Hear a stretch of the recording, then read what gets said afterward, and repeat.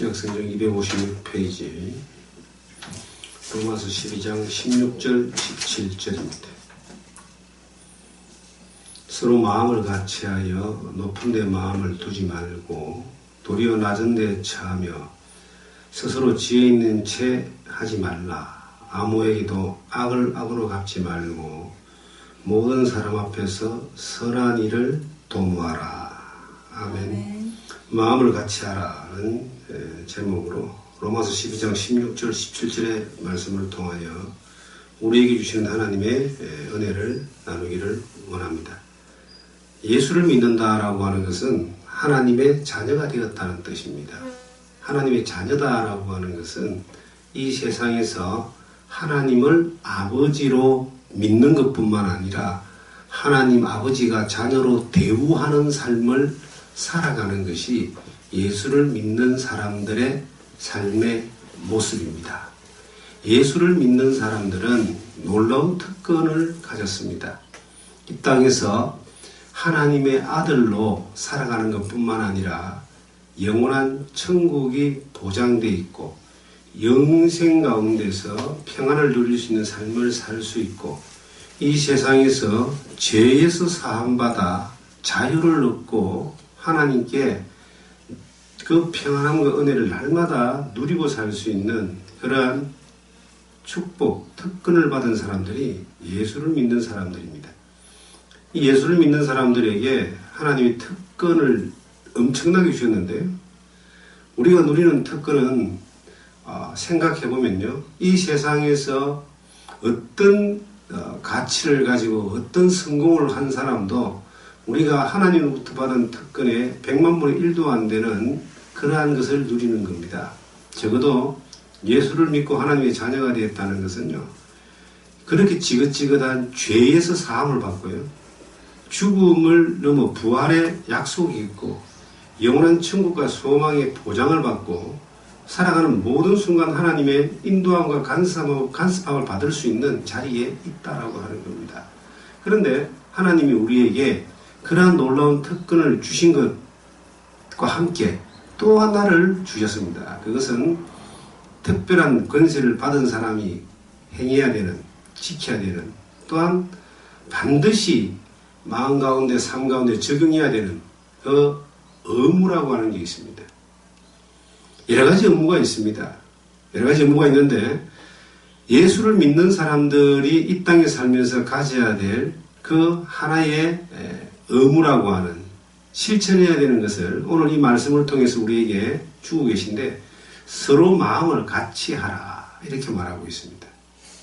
예수를 믿는 사람들은 마음을 같이 하는 게 굉장히 중요합니다. 물론 서로가 서로를 보면서 마음 맞추라 이런 뜻은 아닙니다. 서로가 하나님을 바라보고 예수님을 바라보고 예수 그리스도 안에서 진리의 말씀을 통해서 거기에 맞추어서 마음을 같이 하라 이런 의미를 가지고 있습니다. 사람들은 마음을 같이 하라라고 하니까 서로 바라보면서 서로가 마음을 맞추려고 합니다. 그래서 서로가 공감되는 공동체를 막 찾아가려고 그래요.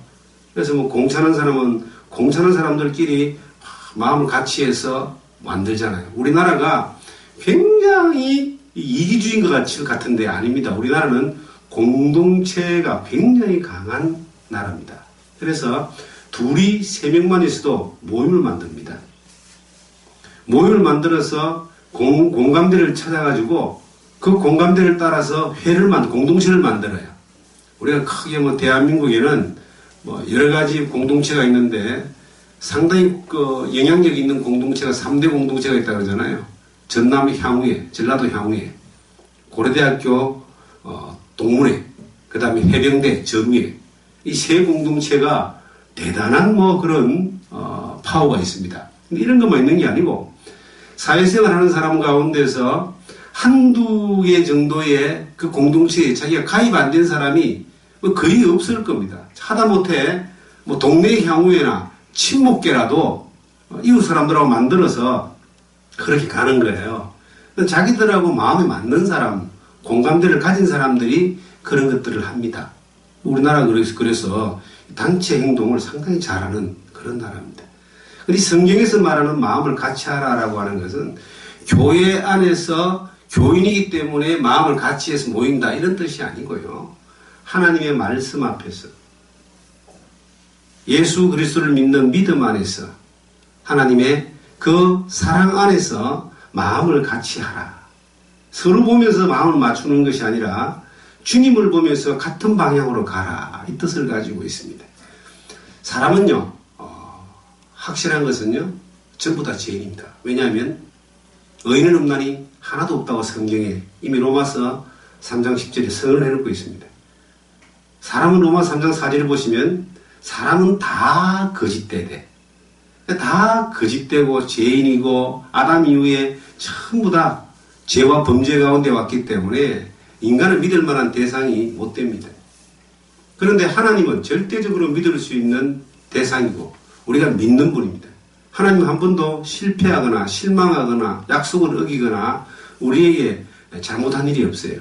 인류 역사 가운데 하나님은 전지전능하시기 때문에 0.1%의 실수도 없이 신뢰할 만한 분입니다. 그래서 하나님만 믿어야 되고 예수님만 믿어야 되고 성령님만 인도를 받아야 되는데 사람들이 서로 바라보면서 마음을 같이 하고 서로 믿고 서로가 절대로 자기를 도와주고 지켜줄 거라고 생각하기 때문에 나중에 뒤통수를 맞고 배신을 당하고 실망을 하고 절망을 하고 그리고 어려운 가운데서 사는 사람들이 많습니다.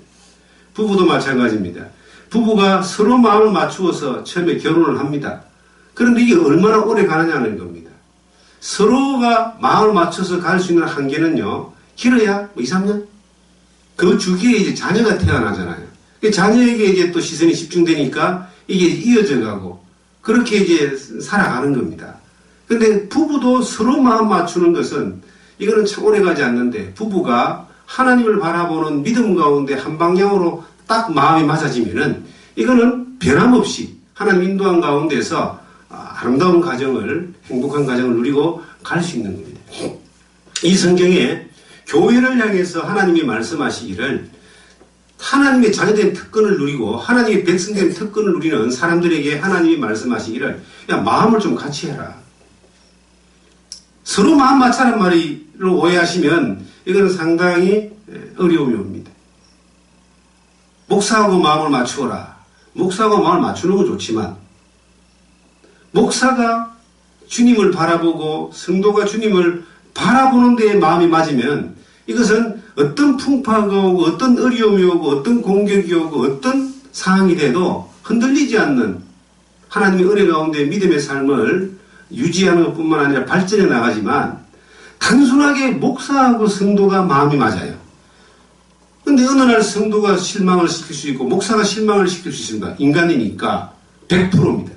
그러면 믿음이 무너져 버리는 거예요. 수없이 지금 많은 사람들이 우리나라에 교회를 안 나가는 하나님 믿는 사람이 100만 명 정도 된답니다. 굉장히 많은 수준, 10% 정도. 기독교인의 10% 정도. 이 사람들을 안 나가는 교인이다. 거꾸로 해서 가난한 교인이다. 이렇게 이야기하는데 그들의 그 이유를 100% 보면은 하나님에게 실망한 사람이 아무도 없어요. 하나님 믿어요. 그런데 사람에게 실망을 하는 겁니다. 목사에게, 장로에게, 권사에게, 성도에게, 교회에게.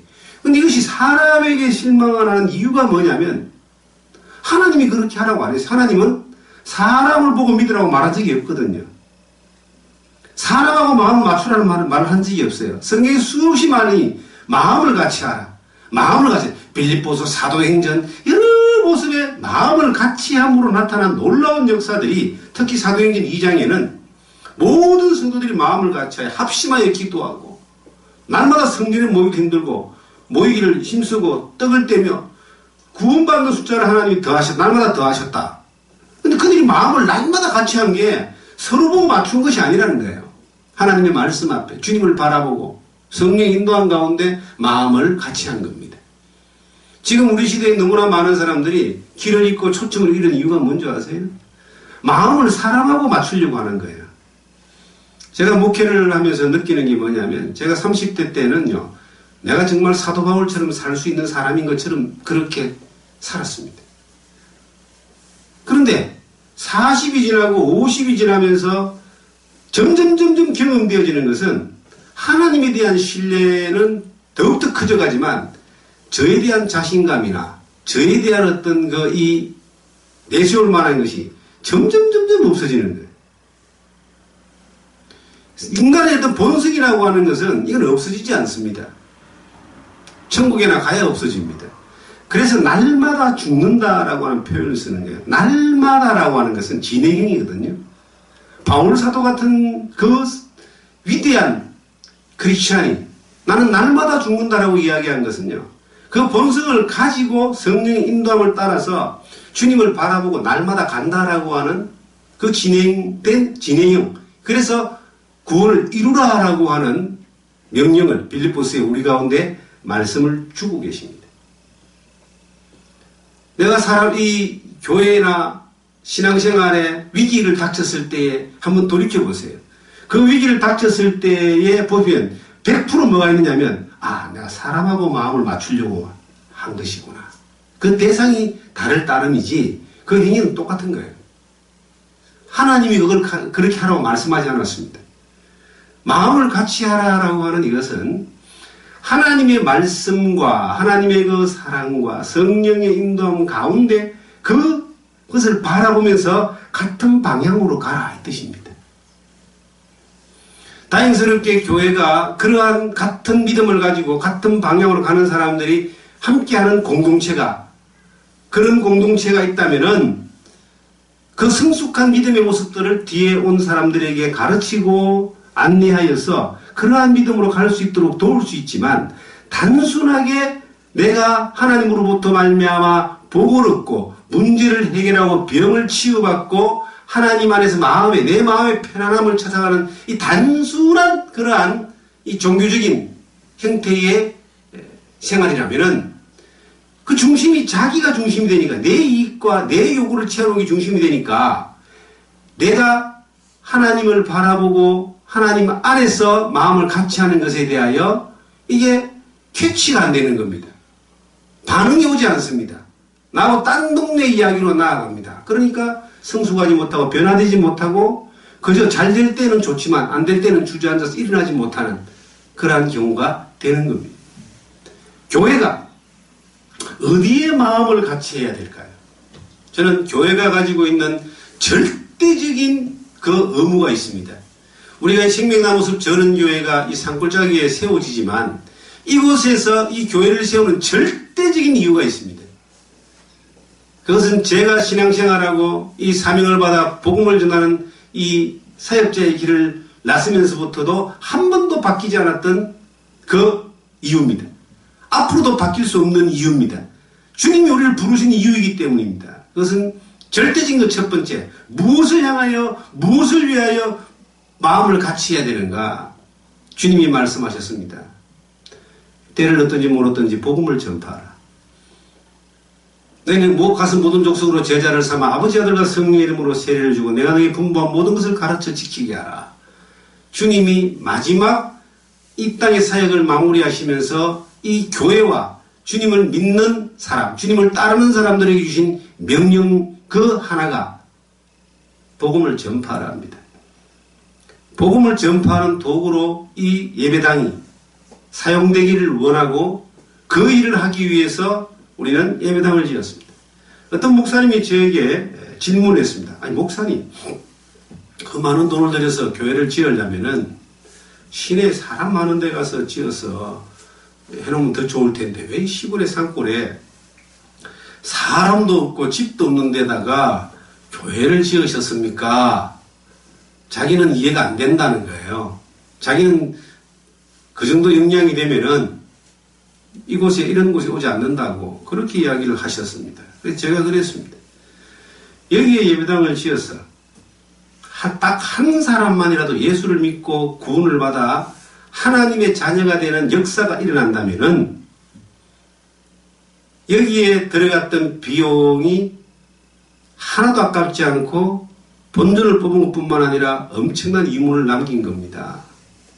이곳이 예배당이 지어지고 한 사람이라도 딱 한 사람만이라도 예수를 바로 믿고 하나님의 자녀 되어서 영원히 구원받고 영생을 얻고 천국 가는 사람이 나온다면은 저는 그것으로 만족 이상의 그 기쁨이 있습니다. 라고 이야기를 했어요. 그랬더니 굉장히 놀라는 거예요. 겨우 한 사람요? 그래서 제가 또 그렇게 이야기를 했습니다. 하나님은 한 사람을 사랑하십니다. 잃어버린 99마리의 양을 놔두고 잃어버린 한 마리 양을 찾기 위해서 들과 산을 다니며 찾은 적 어깨에 메고 와서 잔치를 벌리신 분이 주님의 마음입니다. 이게 하나님의 마음입니다. 우리가 하나님의 시선으로 세상을 바라보고 하나님의 시선으로 영혼들을 바라보면은 이게 이제 기독교적 세계관이라고 하는 겁니다. 어떤 시선으로 바라보느냐, 어떤 시선으로 바라보느냐에 따라서 이 가치관에 따라서 우리의 삶의 가치는 바뀌어진다 라고 저는 그렇게 믿고 있습니다. 물론 하나님이 이 동산을 통해서 한 사람이 아니라 수많은 사람을 맡겨주실지 끊임없이 맡겨줄지 모르겠지만 예배당이 지어지는 과정 가운데에서 제가 너무나 감사한 걸 하나를 누리고 있습니다. 저는 시내에서도 목회를 했고 목회 30년, 전도자 생활 35년입니다. 서울에서도 목회를 했습니다. 많은 사람들에게 목회를 하기도 하고 적은 개척도 여러 번 했습니다.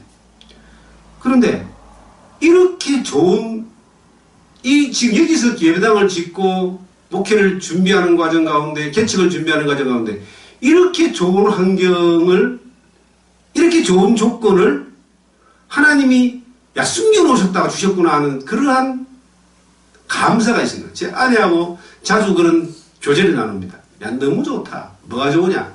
환경이 좋고 조건이 좋은 거 이것보다 더 좋은 게 있어요. 시내에서 목회를 할 때 저는 주변 사람들에게 복음을 전하기 위해서 상당히 열정적으로 전도를 했습니다. 제가 당구동에서 그 주택을 택지가 만들었을 때 거의 처음으로 그곳에 가서 예배당을 지었습니다. 13년 전, 2005년도니까 13년 전이죠. 처음으로 거기에 예배당을 지어서 들어오는 사람마다 사귀고 만나고 그리고 복음을 전하고, 근데 이 친해질 수가 없는 거예요. 조금 있다가 집값 오르니까 팔고 나가고 팔고 나가고 원세대들이 다 이사가 버리고 새로운 사람들이 들어오고 집들이 많이 지어지고 아는 사람이 없어요. 교회에 이렇게 와서 말씀을 듣고 복음을 전하고 끼어지지 않습니다. 이웃이 없는 거예요. 바로 옆에 있는 사람도 친밀하지 않습니다. 뭔가 이렇게 경계하고 원룸 세대들이 막 그랬잖아요. 서울 가서 목회를 할 때에 서울의 아파트에서 제가 이제 2년을 살다가 나왔는데 내 아파트 바로 앞에 집 아줌마 그 주인을 2년 살면서 5번 정도밖에 못 본 것 같아요. 서로 왕래가 없습니다. 아랫집 사람 언젠가 한번 올라왔는데 밤에 너무 시끄럽게 한다고 손님들이 많이 오니까 시끄럽게 한다고 그 항야로 한번 올라오고 만난 적이 없습니다. 인사하러 가고 한번 갔을 때 외에는 그렇게 만난 적이 없어요. 예배당에 사람들이 와서 뭐 물어보거나 대화할 수 있는 일이 없습니다. 거의 찾아가야 되고 사람을 만날 수 없는 거예요. 전도를 하는데. 그런데 여기 와서 이제 1년 살면서 지금 주택공사를 주택 수리를 했고 그리고 이제 1년차 6개월 넘어 접어들어서 예배당 건축을 했는데 얼마나 많은 사람들이 찾아오는지 몰라요. 궁금해서 찾아오고 뭐 이쁘다고 찾아오고 뭐 보고 싶다고 찾아오고 뭐 물어보러 찾아오고 동네 사람들 왔다 갔다 하면서 다 인사하고 전도할 수 있고 찾아오는 사람들에게 전도하는데 이 골짜기에 제가 시내에서 오고 서울에서 만나서 전도했던 사람보다 몇 배로 많은 사람들에게 접촉을 하고 전도를 하고 삶 가운데서 복음을 전할 수 있는 환경들이 띄어집니다. 들판에 일하거나 아니면 뭐 산골에 밭에 일하는 사람들 찾아가서 인사하고 음료수나 하나 건네거나 커피나 한 잔 건네면서 친하게 지낼 수 있는 겁니다. 이분들은 놀랍게도 이 동네 사람 중에 교회를 다녀본 사람이 없어요. 참 놀라운 거죠.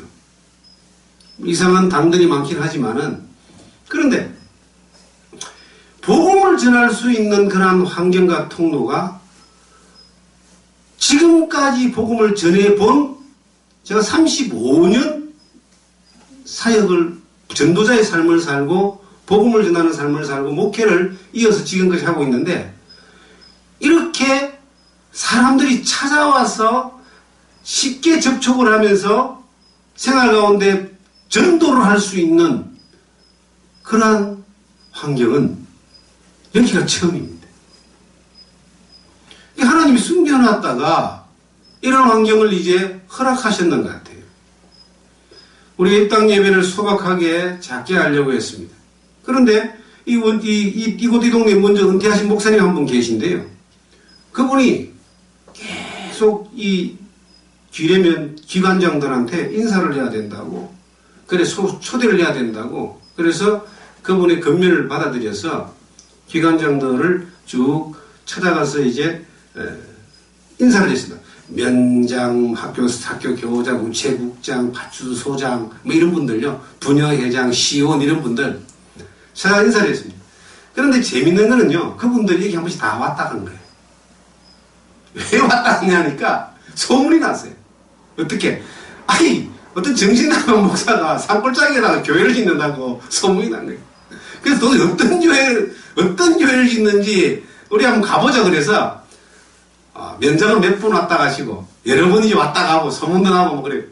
소문도 다행스럽게 좋은 소문이 났더라고요. 사람들하고 친밀하게 지내고 가까이 대하고 친절하게 대하고 뭐 그렇게 이제 하고, 그리고 다행스러운 것은 원주시, 제가 사회 활동을 거의 안 하는데 딱 한 가지 지속적으로 하고 있는 게 있습니다. 원주시 자원봉사 협의회라고 하는 그 협의회가 발족 때부터 이제 멤버로 참여해가지고 협의회 이사로, 그리고 계속 자원봉사를 계속 이제 해왔기 때문에 이제 그런 이제 소문들이 좋은 영향력을 이제 미쳐서 동네에서 이렇게 소문이 나는 겁니다. 얼마나 감사한지 몰라요. 아니, 사람들이 와서 만나서 이야기하고 소문을 하나님이 이렇게 내어주시고, 그래서 사람들이 궁금하면 또 올 거 아닙니까? 좀 친절하게 대하고 그들에게 복음을 전하는 통로로 사용된다.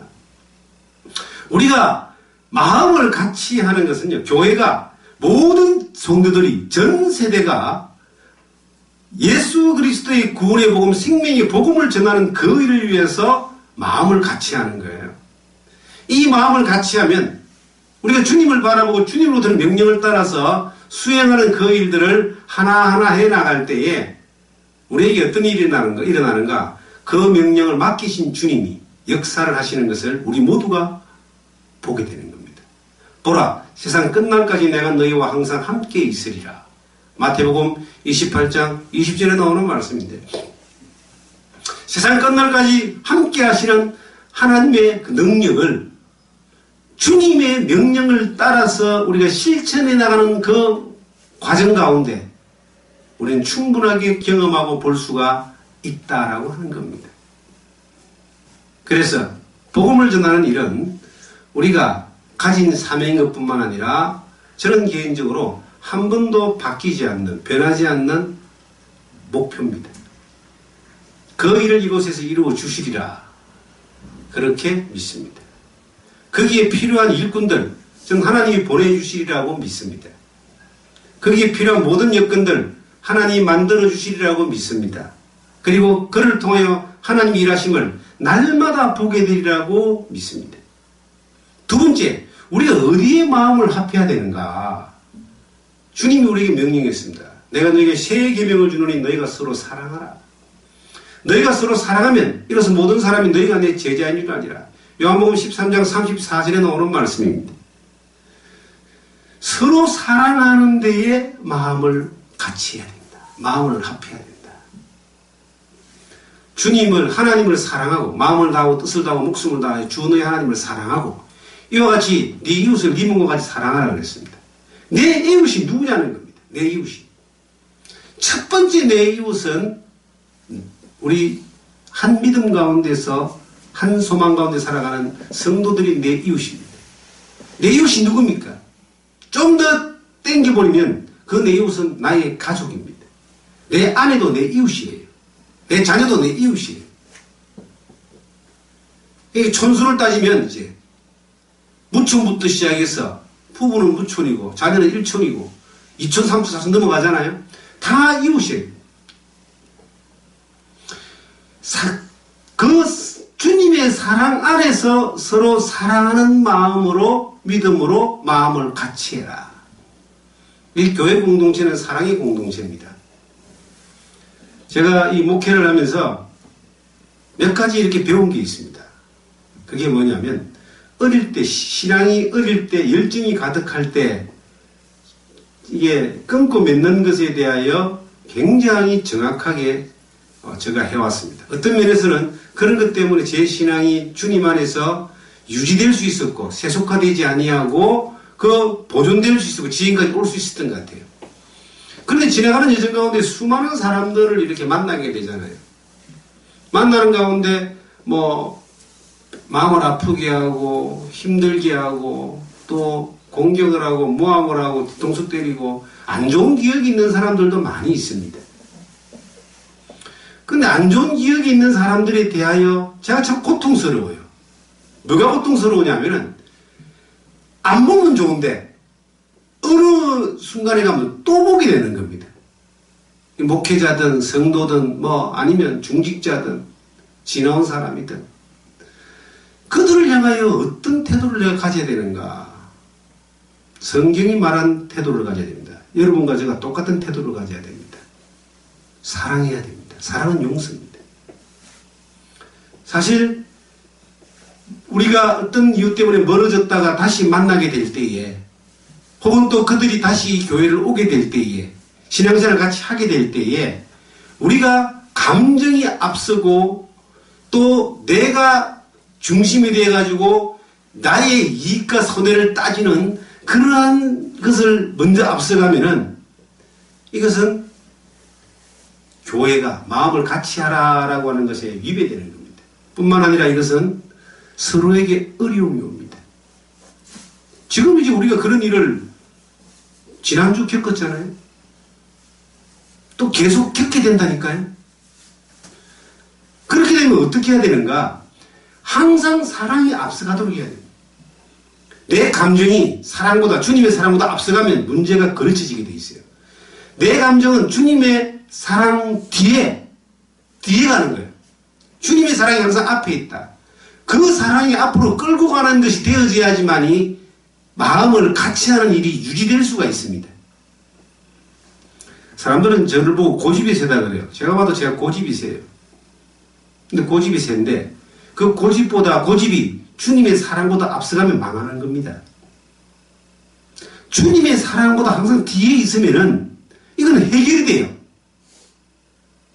내 감정이 주님의 사랑보다 뒤에 있으면 해결이 된다니까요. 늘 그런 싸움 가운데 주님이 승리하시니까. 그런데 주님의 사랑보다, 주님이 맡기신 사랑, 마음을 같이 하라는 것, 사랑으로 마음을 같이 하라는 것보다 내 감정과 내 고집과 내 계산이 앞서가면은 공동체라고 하는 것은 바로 무너져 버립니다.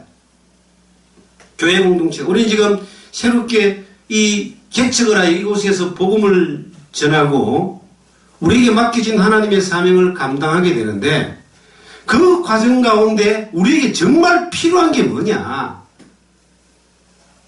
마음을 같이 하는 겁니다. 주님의 사명인 전도와 주님의 명령인 사랑 안에서 마음을 같이 하는 겁니다. 이 마음이 같이 되어져 나갈 때 주님의 그 명령과 주님의 그 사명이 늘 우리 앞에 나아가고 우리가 딸려가고 그것을 바라보며 쭉 가게 되면은 어떤 일이 벌어지겠어요? 그 주님의 기뻐하시는 역사가 나타나는 겁니다. 제가 늘 오랜 세월 동안 하나님 앞에 기도했던 그런 내용들이 이제 몇 가지가 있는데, 하나님 돈 벌게 해주세요, 부자 되게 해주세요, 이런 기도는 해보지 않았습니다. 그런데 이런 기도는 했습니다. 하나님, 평생 베풀고 나눌 수 있는 삶을 살도록 하나님 인도해 주시옵소서. 받는 자가 아니라 주는 자의 삶을 살 수 있도록 하나님 인도해 주십시오. 계산을 해보면 나오지 않는 삶을 살았지만은 지나온 삶을 돌이켜보면요, 항상 하나님이 차고 넘치는 것뿐만 아니라 나누고 베풀 수 있는 환경들을 허락하시는 것 같아요. 하나님 우리 기도대로 되게 하신다는 것을 제가 여러 번 이렇게 경험합니다. 예를 한번 들어보겠습니다. 예배당을 지금 건축하는 가운데 예배당 건축에 필요한 모든 것들을 하나님이 때에 맞게끔 공급해 주시는 것들 참 감사합니다. 건축하는 과정 가운데 큰 어려움이 없이 또 신뢰할 만한 업자를 만나서 진행을 여러 가지 사소한 것들은 많이 이렇게 부딪히기도 하고 해결해 나가고 있습니다. 그런 대로 잘 되고 있습니다. 그런데 이 본당을 여기 본당을 인테리어하고 본당에 필요한 모든 기물들을 다시 성물들을 준비할 때에 제가 아내하고 이런 이야기를 했습니다. 아내한테 그게 통보를 한 거지만은 본당의 모든 기물은 전부 다 새 것으로 한다. 그러니까 우리 다 쓰던 게 다 있잖아요.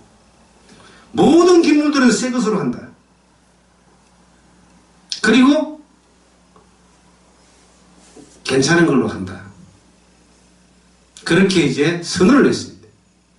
있던 물건들은 어떻게 할 것이냐. 그건 또 필요한 사람들 주기도 하고 또 다른 데 쓰면 되니까. 그래서 이 본당 안에 인테리어부터 모든 것들은 건축을 하는 과정 가운데 계약에서 빠져 있었습니다. 요 안만 딱 인테리어 빼고 계약을 했는데, 그런데 이 본당이 인테리어 되는 거 참 놀라운 거는요, 이 공사를 어느 교회 목사님이 오셔서 하셨습니다. 물론 비용을 재료비를 제가 드렸습니다. 그런데 그 본당을 인테리어 할 수 있는 것에 대한 비용을 누군가가 헌금을 했습니다. 본당 하는데 쓰시라고. 비용이 다 해결되었어요. 이 본당 안에 지금 우리 강대상하고 모든 이 기본적인 성물들요, 의자, 강대상 성물들 우리 다 있었잖아요. 그런데 더 어려운 교회가, 개척하는 교회가 좀 달라 그래서 줘버렸습니다. 그런데 이 본당 안에 필요한 이 성물들에 대하여 누군가가 또 헌금을 했습니다. 지목을 해서 이 본당에 필요한 성물들을 자기가 하겠다고. 그렇게 됐습니다. 자, 이 마이크 시설, 앰프 시설, 이것도 다 있는데 지금 다 바꿨잖아요. 새 걸로 다 바꿨죠. 필요하니까 그것도 누군가가 또 헌신했습니다. 마지막 남은 게 뭐냐니까, 우리 이 TV도 다 바꾸고, 마지막 남은 게 뭐냐니까, 요 피아노예요. 피아노가 원래 있던 것이 온 거예요. 이게 쓸만하거든요. 그래서 조율을 해가지고 설려고 올려놨는데, 어저께 이런 일이 있었습니다. 어떤 권사님이 문자가 온 거예요. 목사님, 우리 교회 권사님이 아닙니다. 참 멀리 수원 사시는 분이잖아요. 목사님, 하나님이 제게 감동을 주셨습니다. 이 전원교회가 지어지는데 자기가 피아노를 자기가 헌신하겠다. 이거는 1, 2% 하는 게 아니고 좀 그분이 피아노를 전공하신 분이에요. 자기가 피아노를 헌신하겠다고 하나님이 감동을 주셨다는 거예요. 제가 그래서 문자를 보고 난감한 겁니다. 피아노 이거 있는데. 그래서 제가 피아노 있다고 그랬어요. 그랬더니 자꾸 자기가 했으면 좋겠다는 거예요.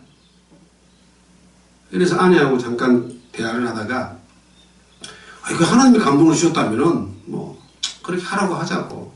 이 피아노는 1층에 이제 카페에 놔놓고 거기서 치고 피아노가 새 것이 이제 오게 됐습니다.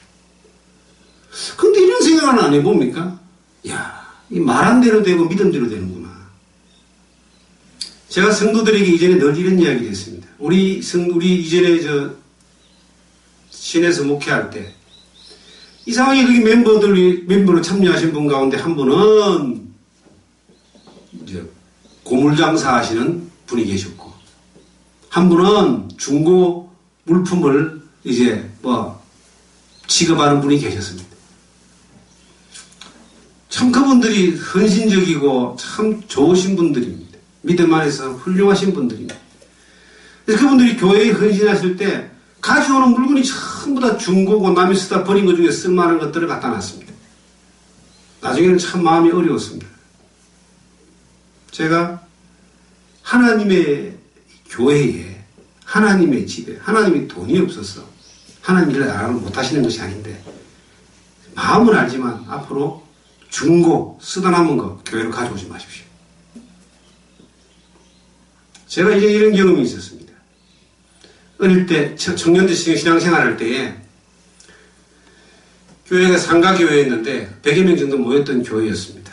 근데 그 교회의 모든 기물이 전부 다 중고였어요. 카텐도 중고, 소파도 중고, 책장도 중고, 책상도 중고. 그때는 이게 의자가 강대상이 없었어요.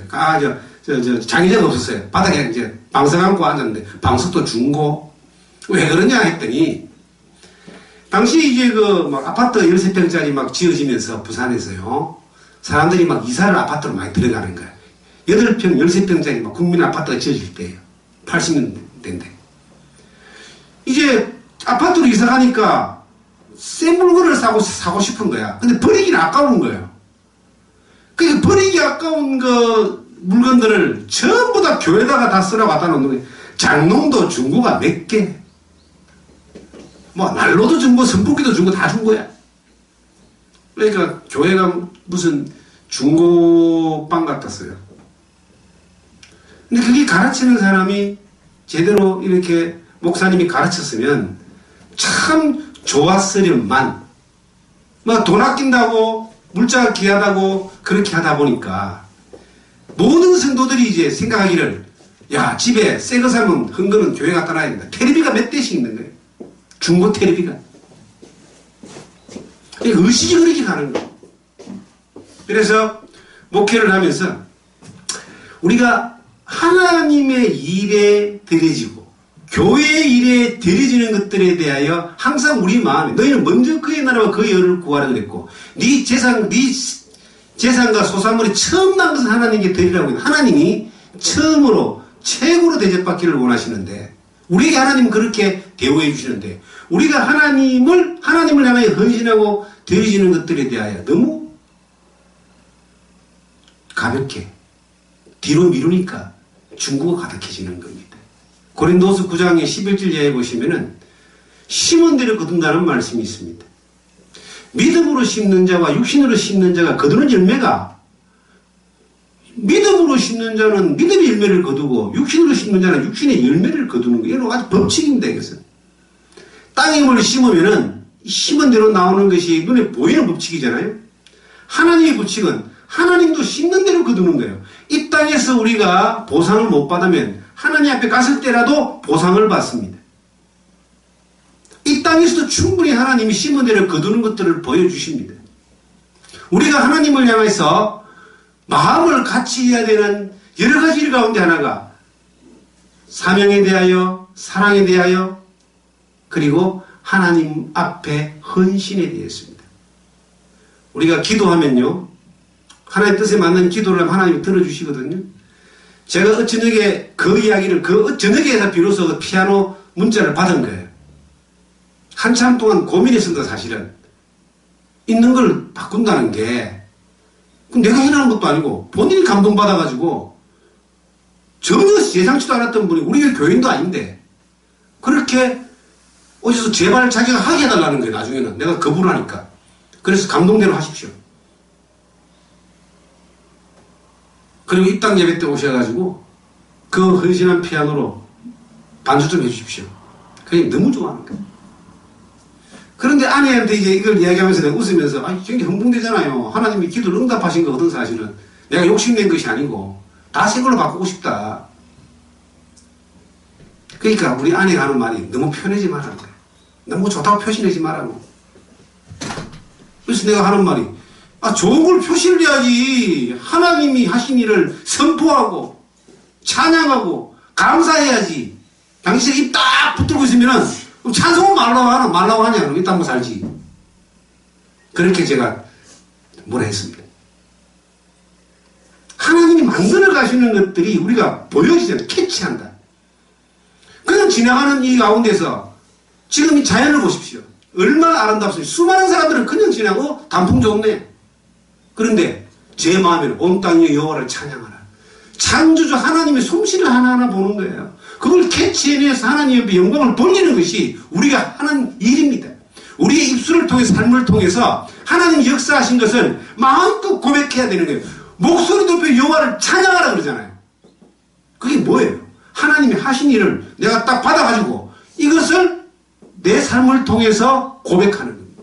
노래를 통해서든지 예배를 통해서든지 감정을 통해서든지 우리가 고백하는 것이 그게 찬양인 겁니다.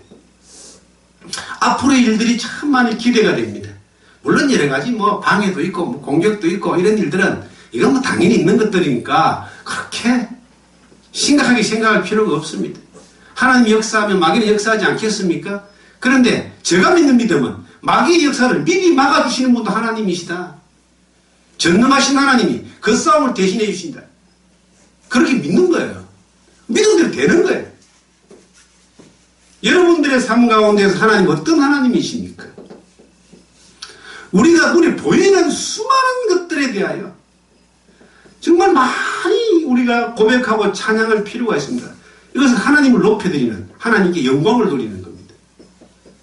저희 형이 이제 입당 예배 때 올 겁니다. 예수 믿은 지 6년 됩니다. 제가 축사를 부탁했습니다. 내 가족을 대표해서 형님이 축사를 한번 해달라. 저보다 2살 많은 형님 아시죠? 문자가 왔어요. 강 목사, 내가 무슨 말을 해야 될지, 어떤 내용을 이야기해야 될지 좀 알려주시면 고맙겠삼. 그렇게 온 거예요. 그래서 제가 문자를 보냈어요. 다른 거는 하고 싶은 대로, 다른 말은 형이 하고 싶은 말을 하세요. 그런데 한 가지만 꼭 해야 됩니다. 모든 영광 하나님 앞에 올려드립니다. 그거 하나만 잊지 말아야 돼요. 알겠삼. 그런 것 같더라고요. 우리가 우리의 삶 가운데서 여러 가지 모양으로 하나님이 역사하시는데 우리가 하나님의 모든 영광을 하나님께 올려드릴 수 있는 그러한 삶의 태도가, 방식이 우리에게 되어지는 것이 모든 혜택을, 특권을 누리며 살아가는 예수 믿는 사람, 하나님의 자녀된 사람들의 삶의 방식이 되어야 됩니다. 우리가 무엇을 위하여 마음을 같이 해야 될까요? 성경에 보니까 놀라운 말씀이 하나 있습니다. 악에게 지지 말고 선으로 악을 이기라. 그 뒤에 나오는 말씀이죠. 17절에 아무에게도 악을 악으로 갚지 말고 모든 사람 앞에서 선한 일을 도모하라. 이게 베드로전서 3장 8절에도 나오는 말씀입니다. 선으로 악을 이기라. 우리가 어디에 마음을 합해야 되는가? 어저께도 그것이 알고 싶다라고 하는 방송에 기독교의 이름으로 사이비 행태를 하는 어떤 교회 교주가 나왔습니다. 피지에서 공동체를 하는데, 이제 기자가 가서 인터뷰를 하고 막 하니까 그 뻔히 아는 거짓말, 협박, 공갈 이런 것들로 반응이 옵니다. 똘똘 뭉쳐서. 제가 이 말씀이 생각났습니다. 저들이 사이비인 이유가 뭐냐? 저들은 하나님의 말씀을 따르지 않는 사람들이다. 성경은 악에게 지지 말고 선으로 악을 이기라. 악으로 갚지 마라 그랬습니다. 우리가 어디에 마음을 합해야 되느냐 하면은 이 교회가 선으로 악을 이기는, 비록 악한 공격이 있고 악한 세력이 우리를 덮쳐온다 할지라도 우리가 악한 모습으로 그들을 대하는 것이 아니라 예수를 믿는 믿음의 방식으로 그들을 대하고 선으로 악을 이기는 방식을 쫓아가야 됩니다. 이게 어려운 거죠. 내가 믿음으로 선으로 악을 대체하면 하나님이 그걸 갚아주십니다. 그런데 악으로 악을 대체하면 하나님이 반응할 일이 없어요. 성경은 우리에게 예수님이 말씀하십니다. 오른밤 때리냐 왼밤 갖다 대라. 겉옷을 달라냐 속옷까지 줘라. 오리를 가고자 하냐 식리를 같이 가라. 이 주님이 우리에게 하신 말씀이에요. 선으로 악을 이기는 방식입니다. 교회가, 우리가 이곳에서 교회를 시작하면서 우리는 외지에서 들어온 사람들입니다. 제가 1년 전에 들어왔지만 이미 토백이들이 있습니다. 수많은 사람들이 지금 눈을 부라리고 우리를 주시하고 보고 있습니다.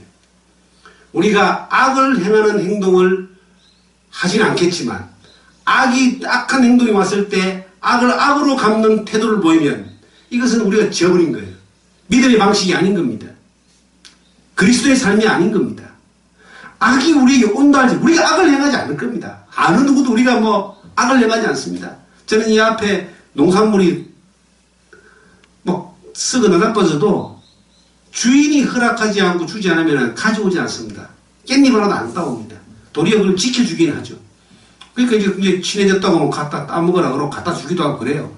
그럼 또 거기에 대해서 또 감사하고 또 단면을 제가 합니다. 악을 행하지 않죠.